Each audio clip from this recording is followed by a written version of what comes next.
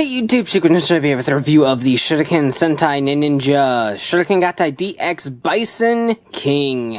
So Starninger is here with his burger phone and his guitar sword gun thing, and his mecha is this little blue dude named Rodeo Maru who rides the Bison Buggy to transform into Bison King. We're going all out American stereotypes here, rather cowboy stereotypes in this case.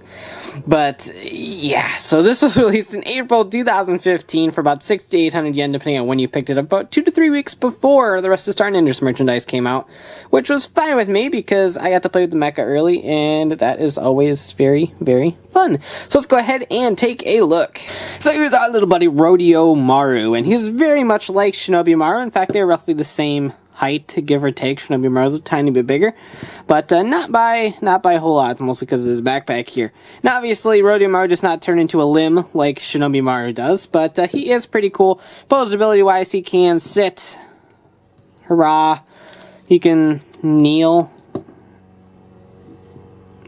he can full-on kneel, and he can try a somersault. He was just really listening to Star Fox, or rather, he was listening to Peppy from Star Fox, but whatever. His arms move up and down, and his head's got quite a bit of up and down movement thanks to the fact that he has to see when he's driving. That is pretty much it. Ports back here, ports right there, and we will absolutely cover all of those shortly, but that is about it for him. I do have to say, I really like his head design. I like how it continues the star motif that all of Starninger's stuff has. The blue is pretty nice. It's a shade of blue we don't get too often, and I really like it. It's a little bit different than UFO Maru's shade of blue, but pretty close, and it's definitely ends up being a nice looking figure.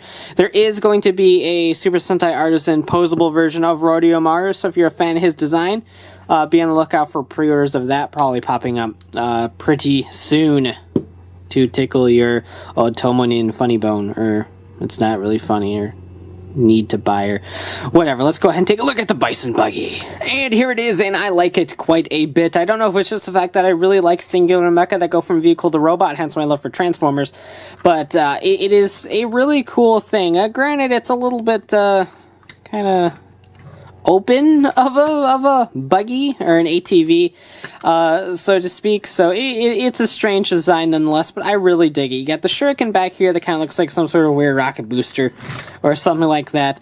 I love the front here, the bison, buffalo, bull, I don't know why I said buffalo, but bull sort of motif going on up here. Looks really cool. I like how this sort of makes a front little bumper fender thing, and it just looks really nice, especially from the front angle. Up here.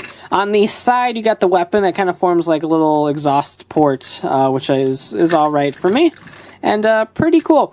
Now, unlike most ATVs where you would just sit down and drive, I mean, he can do that, I guess, but he can't reach the handlebars, which are all the way up here. To drive this, Rodeo Maru's got to contort himself a little bit. I think like that. And there's these ports right here and these holes right here, and they will connect just like that. And he is kneeling down.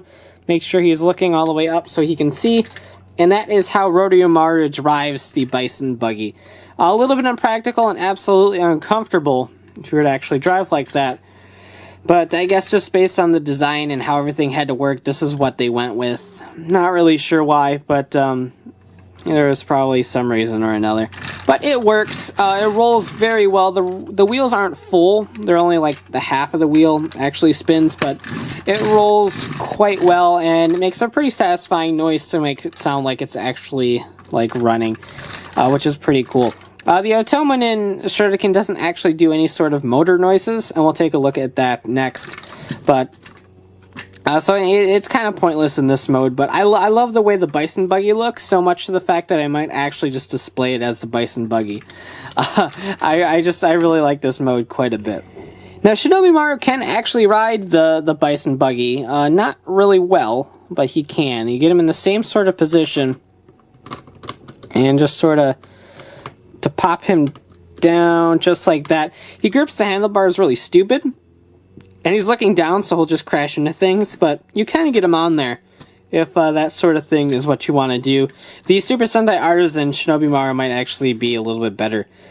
in this sort of circumstance, but you can do it if you want to. The Otomonin Shuriken is pretty cool.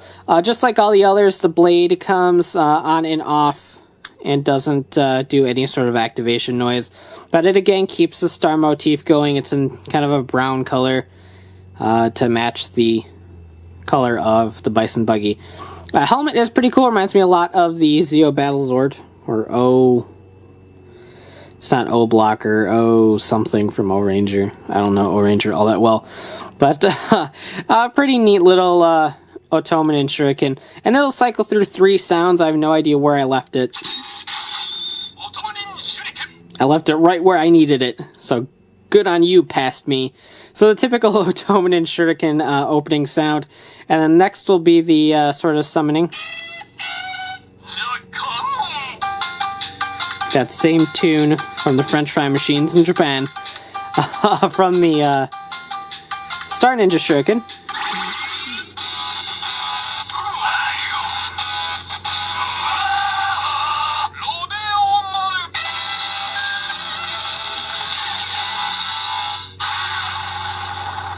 And yes, I'll put it in the burger.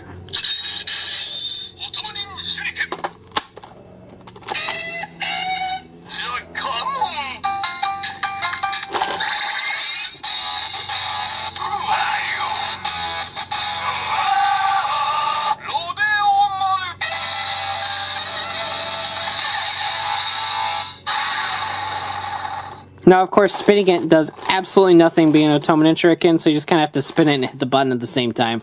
Got to be a little bit crafty for this one. And thanks to the fact that this one has a summoning sound in it, it'll definitely clash with this, so this really isn't all that compatible with this. It's just a big bunch of obnoxious noises.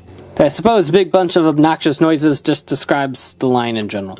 But anyway, attach Rodeomaru back up here onto his little, whatever you want to call this, and you're pretty much on your way there. To transform into Bison King, this entire piece will just pop right off and be set aside, as well as the weapon will set that aside too.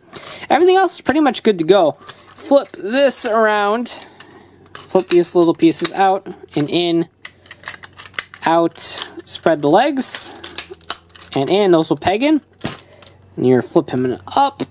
Alright, and of course spread the arms straight out, and here's where things get fun. This piece, you can see the ports on the side here, will attach to those pegs right in there, just like so. That should be nice and secure, and then this will just fold straight down. Take your Otomonin Shuriken, make sure that the face is straight down, and prepare for jingle.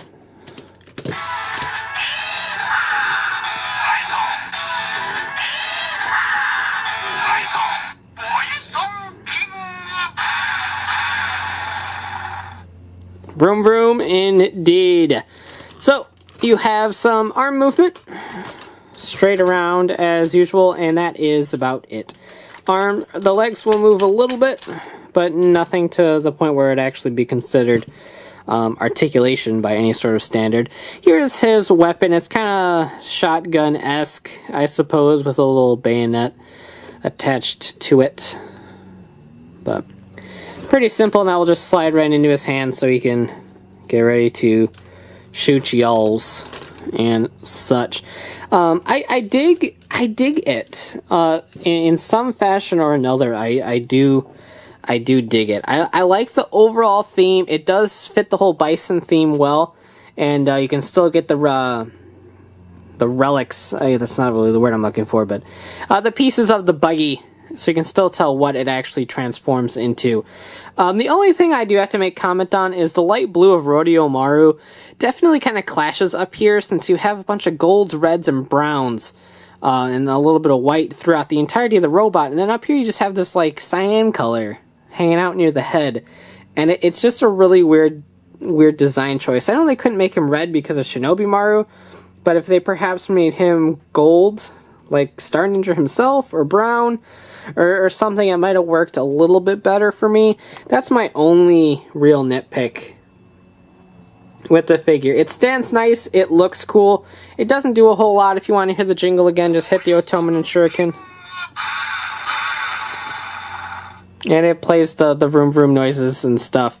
My biggest complaint with this guy is this. This is a mess back here. And, I mean, we've had some things sticking out of Mecha before, but nothing quite, in my remembrance, nothing quite like this. This is pretty hefty. I mean, you're looking at probably a good... I've got World of Nintendo Link sitting here. He's about a 4-inch figure, so you're looking at least 3.5 inches sticking out back here. And that is definitely hefty. And I know they wanted to keep the whole element of a little robot piloting a mech suit that this show's got going on.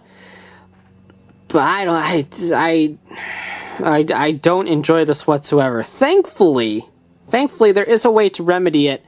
You can fold this down all the way. So he's still got a little bit of a backpack, but that's nothing we're not used to.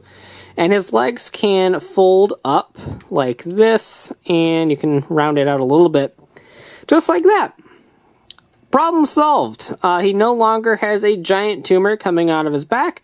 You just got a little bit of a backpack there, which I'm perfectly okay with. And you still got the robot piloting the mech suit. I mean, his legs are a little bit contorted, but he's a robot. I don't think he really cares. So that solves a lot of the problems. So if you have a very minimal horizontal, I guess, shelf space, you can actually do that to push him closer to the wall. So that is a little bit of a problem solved, and definitely cleans up the robot mode, especially from the side there, quite a bit for me. Now, if you're looking at him straight, you can't really tell about the giant tumor on his back, so it's not really that big of a deal from the front if you want to display him normally. But for those of you with issues, there's definitely a way to solve that. Now, of course, you can go ahead and combine this further with Shurikenjin to make King Shurikenjin. So basically, to start things off, you're going to have to completely dismantle Bison King. Take off the Otomonin Shuriken. Rodeomaru can stay, if I remember correctly. But that part stays. No, this part comes off. The bison head comes off. The arms come off. These arms come off. This piece comes off. This back piece comes off.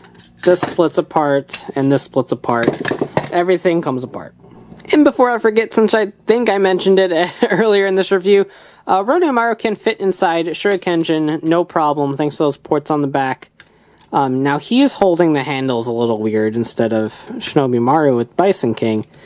But he can go ahead and sit right in there. You can take the Otomonin Shuriken for Shurikenjin and pop it right up there, where it would make a tune if my batteries were still functioning. So you can have Rodeomaru riding Shurikenjin. You could even take the Otomonin Shuriken for Bison King and put it up there if you want. Yeah, Bison King, we get it. Okay, there it is. So all we're going to do is take off the sword and shield, and then dump Maru arm and Drago Maru arm. And that is all we're doing in terms of prepping for King Shurikenjin. Now take these bits that were Bison King's legs, fold these all the way up and that back. Now there's a little gray piece here that indicates that this is attaching to the white leg, while this bit right here has a little pink one that shows it will attach to the pink leg. So take your Shurikenjin and pop that on. Now this connection is not very secure. It is simply this port right here and this peg right here snapping into each other. There's no additional security whatsoever attached to this thing, despite the fact that there is a port right here. There's no peg back here to connect it to. So this is all you got in terms of connecting the giant leg slipper onto this thing, which is a little bit annoying because they do have some tendencies to pop off and if you don't pose this guy just right. But there we go, so we're getting some height. Unfortunately, this guy is very tall and my camera does not do tall well. Take this gray piece, and just like a lot of the mecha recently, this will just act as a bracer. It'll go along the waist of Shurikenjin and just sort of help keep those legs stable. This piece right here will attach right up there, and then this piece will attach right where it usually is, right up there. This will just sit down for now. The Rodeomaru arm will attach all the way up here, while the Rodeomaru arm will attach right here, just like so. We're getting too tall. Now what were the arms are going to basically become little like boxing gloves, give or take. They will fold up like that and become a new hand, and do the same thing to the other one. And so take that piece, and there is a handle right there, and that will just attach right onto Rodeomaru's arm. Fold that up. Same thing on the other side here with Rodeomaru. Have him hold onto that. Fold that. And now you have some bigger, more mecha-worthy hands. Not that we can even see up there anymore. Rodeomaru will attach right back where he was, up on top. And here's where things get fun. We're going to go ahead and take the Shurikenjin, Otomonin Shuriken, and attach that to Rodeomaru. This entire piece will flip up and kind of cover that piece right there. The bison head piece will clip on to the top of the Shuriken, and then finally the Bison King Otomonin Shuriken will go right on top and activate the sound.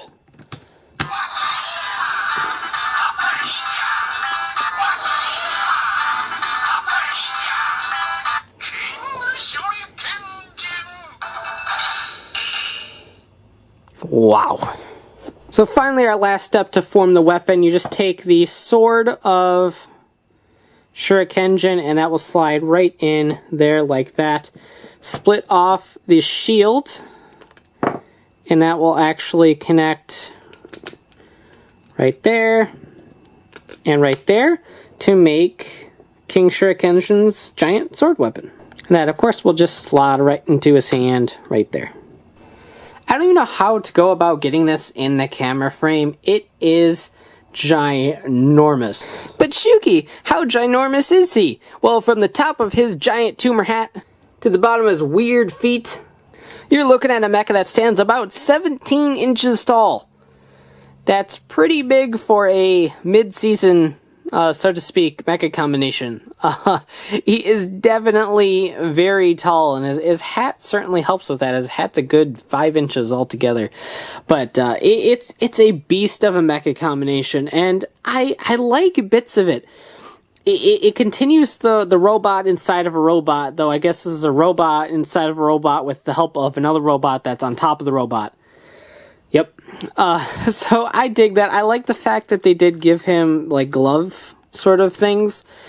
Since they usually end up having really dinky hands. That was one of the faults of the Tokyuger robots when they started to get combining, is that they had pretty dinky hands. My biggest complaint is this portion right down here. The suit does a wonderful job of leveling out the proportions, but obviously being a toy, it can't do that, so it ends up with these weird, really thin thighs and waist, and some pretty thin legs compared to how beefy and thick the upper portions are up here.